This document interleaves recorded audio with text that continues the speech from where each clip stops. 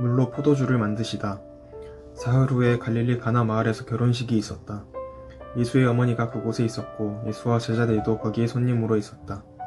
결혼 잔치에 포도주가 떨어져 가자 예수의 어머니가 예수께 말했다. 포도주가 거의 바닥났구나. 예수께서 말씀하셨다. 어머니, 그것이 어머니와 내가 관리할 일입니까? 지금은 나의 때가 아닙니다.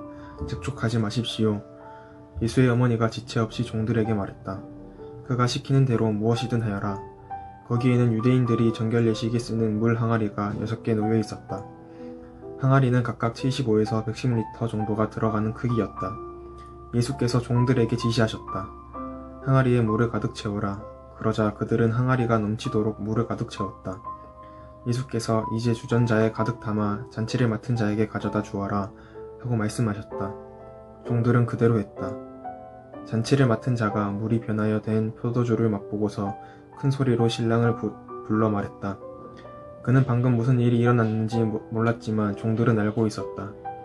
내가 알기로는 누구나 처음에 가장 맛 좋은 포도주를 내놓다가 손님들이 잔뜩 마신 뒤에는 싸구려를 내놓는데 그대는 지금까지 가장 좋은 포도주를 남겨두었구려.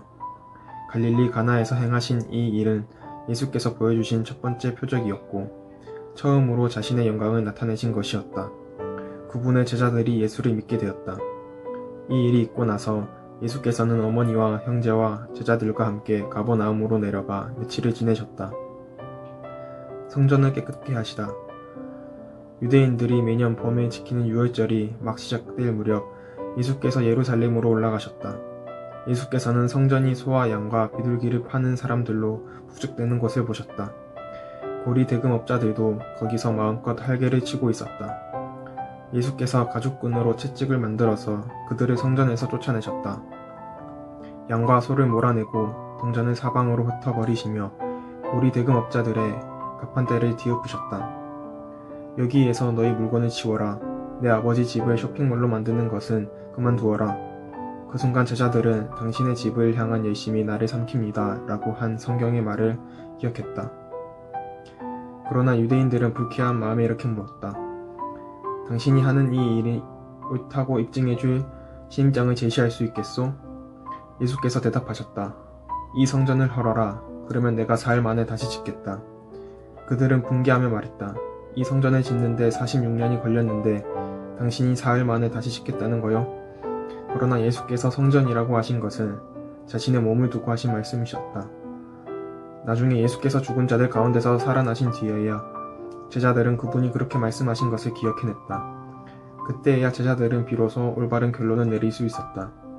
성경에 기록된 말씀과 예수께서 하신 말씀을 모두 믿게 된 것이다.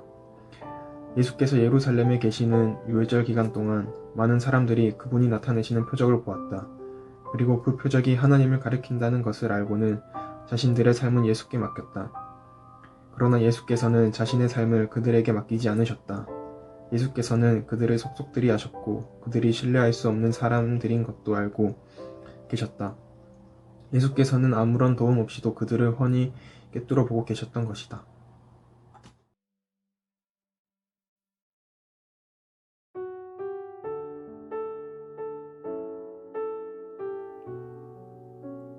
언제나 우리와 함께 하시는 하나님, 완연한 봄날이 되어 초록색 잎들과 빨강, 노랑, 분홍, 하얀 예쁜 꽃들도 하나님을 찬양하는 것 같습니다. 저희도 하나님을 찬양합니다. 우리 청소년부 아이들과 선생님들, 전도사님을 한 주간 지켜주셔서 감사합니다. 이제 본격적으로 온라인 수업이 시작되었습니다. 방식과 번거로움에 불만과 짜증을 냈던 시간들을 돌아봅니다. 학생들과 학부모와 학교가 좋은 의견을 개진하고 협력해서 불편과 불만보다는 더 나은 방향으로 만들어가게 해주세요. 뉴노멀이라는 이전과 다른 새로운 일상에 우리의 신앙생활도 교회생활도 안전이라는 이유로 공동체를 멀리하지 않길 바랍니다. 아름다운 관계를 지속할 수 있는 지혜를 주시고 선한 마음을 주세요. 전도사님의 말씀을 통해 아이들이 하루하루를 살아갈 때에 버팀목이 되고 나아가서는 활력이 될 수 있기를 원합니다. 또 늘 영상과 말씀을 준비하시는 전도사님에게 성령 충만함을 주세요. 그리고 여전히 코로나로 힘든 상황 가운데 열심히 일하는 이들에게 힘을 주시고 아픔을 겪은 이들과 고통 가운데 있는 이들에게 위로와 평안을 주세요. 하나님을 믿는 자들이 교회의 이름 아래서 하나님이 이 땅을 다스리시는 일에 동참하기를 원합니다. 예수님의 이름으로 기도드립니다. 아멘.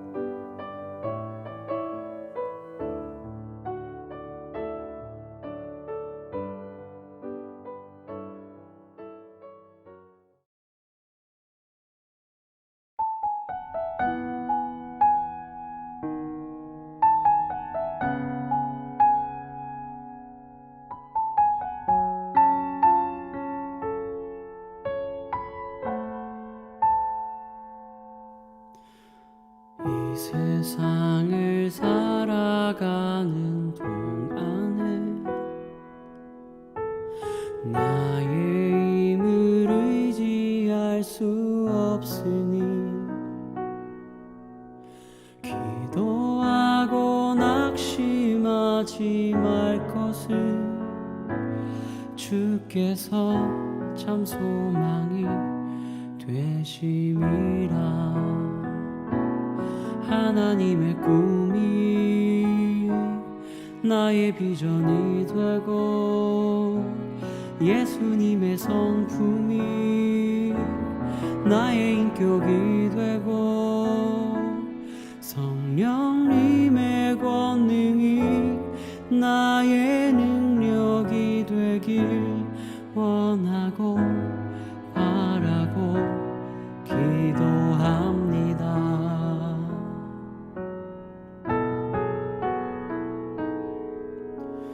이 세상을 살아가는 동안에 나의 힘을 의지할 수 없으니 기도하고 낙심하지 말 것을 주께서 참 소망이 되심이라. 주의 길을 걸어가는 동안에 세상의 것 의지할 수 없으니 감사하고 낙심하지 말 것을 주께서 참 기쁨이 되심이라. 하나님의 꿈이 나의 비전이 되고 예수님의 성품이 나의 인격이 되고 성령님의 권능이 나의 능력이 되길 원하고 바라고 기도합니다. 하나님의 꿈이 나의 비전이 되고 예수님의 성품이 나의 인격이 되고 성령님의 권능이 나의 능력이 되길 원하고 바라고 기도합니다.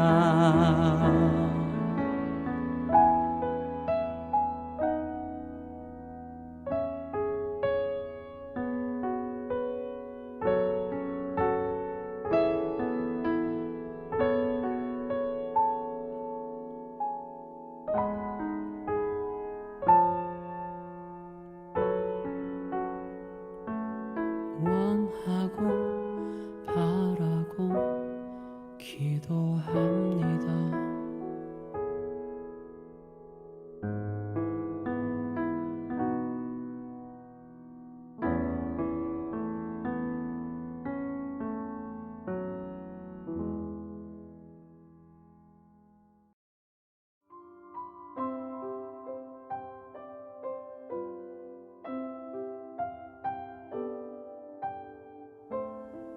오늘 우리가 함께 읽을 말씀은 열왕기상 19장 4절 말씀입니다. 열왕기상 19장 4절 말씀입니다. 다 찾으신 줄 알고 함께 읽겠습니다. 자기 자신은 광야로 들어가 하룻길쯤 가서 한 로뎀 나무 아래 앉아서 자기가 죽기를 원하여 이르되 여호와여 넉넉하오니 지금 내 생명을 거두시옵소서. 나는 내 조상들보다 낫지 못하니이다 하고. 아멘. 여러분, 우울증에 대해서 이야기를 많이 들어봤죠? 특히나 요즘은 코로나 블루라고 집에서 보내게 되는 시간이 길어지니까 사람들이 무력감을 느끼고 우울감을 느끼는 것을 부르는 그런 이름도 생겼습니다. 우울증이란 기분이 언짢아 명랑하지 아니한 심리 상태, 흔히 고민, 무능, 비관, 염세, 허무, 관념 따위에 사로잡힌다 라는 사전적인 의미를 갖고 있고 현대인들이 많이 가지는 마음의 병 중에 하나입니다. 그리고 그로 인해 사회적으로도 굉장히 이슈가 되고 있는 질병이기도 하죠. 이런 마음의 병은 약을 통해서 고쳐질 수 있고 상담을 통해서도 치료가 될 수 있는 병입니다. 그리고 마음이 아픈 것이기 때문에 치료하지 않는다면 더 큰 부작용과 더 큰 아픔이 다가오기 때문에 반드시 중요하게 생각하고 치료해야만 합니다. 이렇듯 우리 가운데 위험하게 자리 잡고 있는 이 우울증이라는 것을 여러분들은 어떻게 생각하고 있나요? 그리고 그 우울함이라는 것을 어떻게 여러분들은 받아들이고 있나요? 뉴스나 매체들을 보면 이 우울증이라는 질병 때문에 극단적으로 자신의 목숨을 끊는 일들도 어렵지 않게 우리는 보게 됩니다. 그리고 크리스천은 스스로 목숨을 끊거나 우울해하고 나쁜 생각을 하면 안 된다고 어느 정도 우리가 고정관념을 갖고 살아가고 있는 친구들도 분명히 있을 거예요. 여러분이 크리스천으로서 이 우울증이라는 병을 어떻게 바라보면 좋을까요? 성경에는 이 우울증을 앓는 사람들에 대한 이야기는 없을까요? 오늘 읽은 본문에 엘리야는 여러분도 알다시피 굉장히 유명한 예언자입니다. 죽어서 천국을 간 사람이 아닌 불병거를 타고 하나님 나라에 직접 올라갔던 사람이기도 합니다. 구약시대의 엄청난 예언자로서 하나님의 일을 맡아 할 때면 작은 사건도 아니고 늘 말도 안 되는 큰 일을 하고 다녔던 불의 선지자였습니다. 이 예언자 엘리야는 이세벨과 450명의 바알 선지자와의 대결에서 승리한 후 이 승리를 만끽하기도 전에 이세벨이 엘리야를 죽이라고 명령을 합니다. 그리고 엘리야는 브엘세베라는 곳까지 도망치게 됩니다. 엘리야는 그곳에서 사환도 돌려보냅니다. 여기서 사환을 돌려보냈다는 이야기는 자기가 하고 있는 사역, 그러니까 바울 선지자들과 싸운 그 대적의 그런 일들이 있었죠. 그런 것과 같은 사역, 하나님을 증거하는 일을 포기하고 도망쳤다는 것입니다. 우리가 우울증이라는 병에 대해서 들을 때 늘 같이 따라오는 단어가 바로 자살, 죽음을 같이 생각하게 됩니다. 엘리야는 승리했지만 죽임당할 걱정에 도망자 신세가 되어버렸고 자신이 하고 있던 막중한 사역조차도 포기하고 숨어 들어가 스스로 죽을 궁리만을 하게 되었습니다. 오늘 읽은 말씀에 넉넉하오니 지금 내 생명을 거두시옵소서 라고 기도하는 엘리야가 바로 그 모습입니다. 그리고 곧장 이런 말도 합니다. 나는 내 조상들보다 낫지 못하나이다.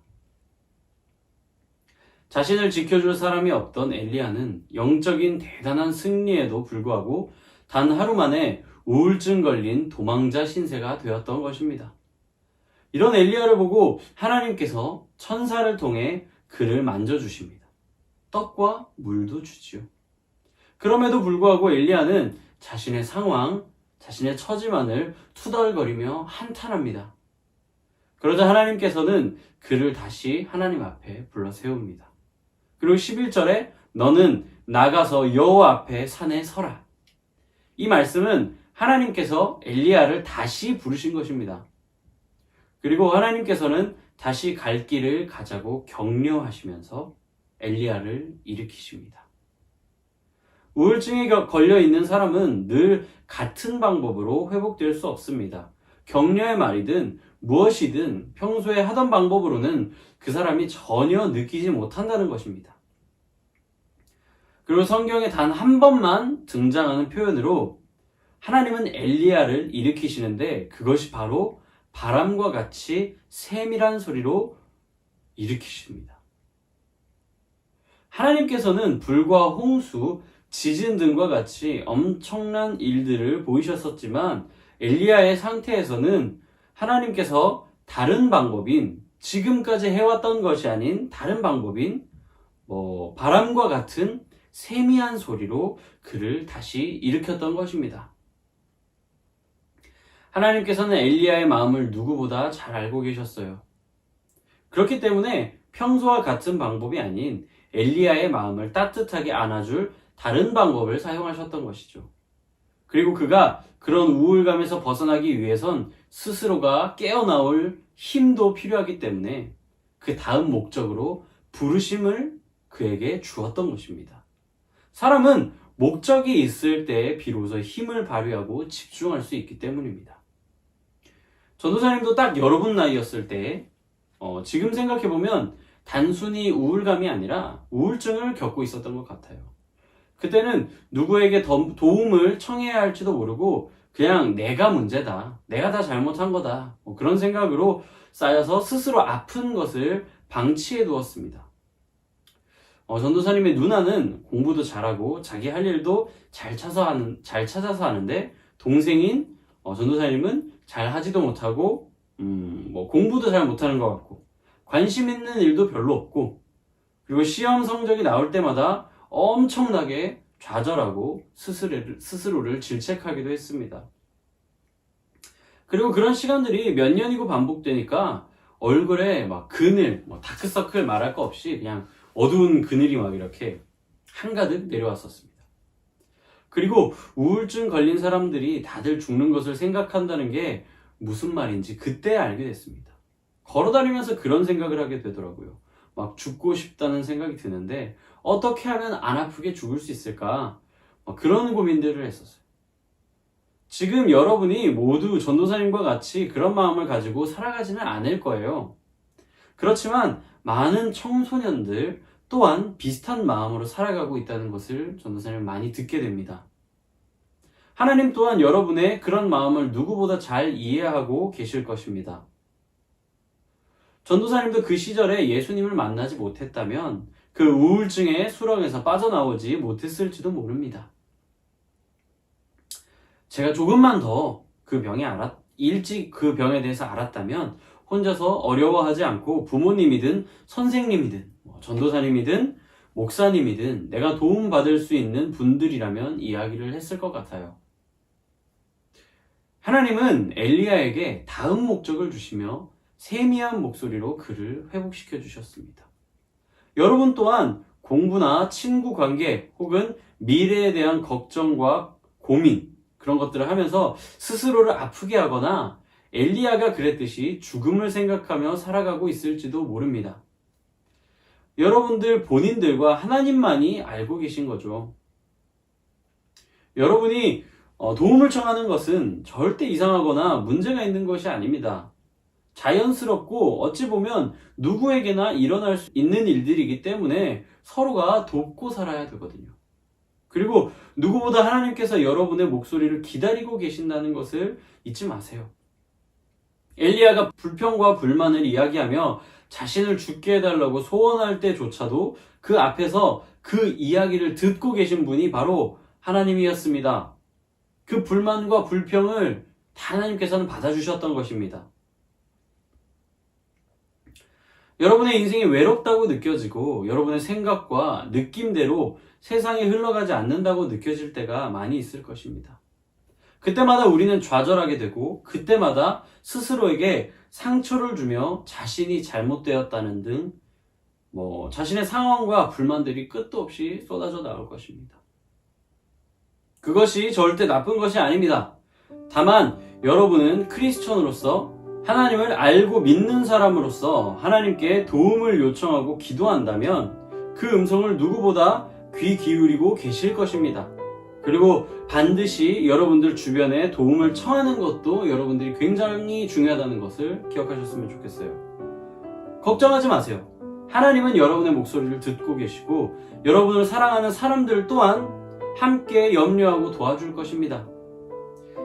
사랑하는 청소년부 친구들, 우리는 감정이라는 것에 휘둘려 우리가 해야 할 일을 바로 하지 못한다거나 그르치는 일들이 종종 생깁니다.